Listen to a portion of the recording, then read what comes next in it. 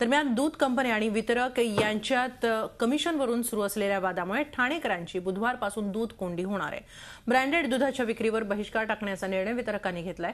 ठाणे शहर दूध विक्रेता कल्याणकारी संघानं हा निर्णय घेतलाय। महानंद वगळून अमूल, गोकुळ, वारणा आणि मदर डेअरी या अन्य कंपन्यांची दूध विक्री थांबवण्याचा निर्णय घेण्यात आलाय।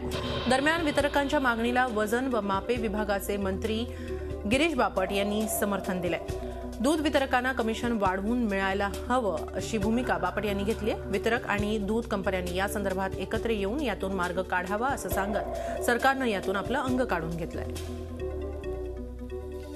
आपल्या एकंदर फायद्यामध्ये शेवटचा वितरक हा घटक आहे याचं जर भान आता उत्पादकांनी ठेवलं, मग तो दूध संघ असो नाही तर खाजगी डेअऱ्या असोत, मला असं वाटतं की त्यांनी त्यांची स्वतंत्र यंत्रणा घेतली पाहिजे। याचा अर्थ असा नाही की 2 रुपये आधी होतं त्याचं 10 आणि 15 रुपये करा, पण ज्या पद्धतीने महागाई वाढते आहे, आपण शेतकऱ्यांना देतो, बाकीच्यांना देतो, त्याच्यात तो देखील एक आपला मूळ घटक आणि मुख्य घटक असल्यामुळे त्याला सामावून घ्यावा आणि आपली किंमत नक्की ठरवावी, MRP प्रमाणेच विकावं आणि त्यांना आंदोलन करण्याची वेळ येऊ नये असं वाटतं। झी 24 तास रहा एक पाऊल पुढे।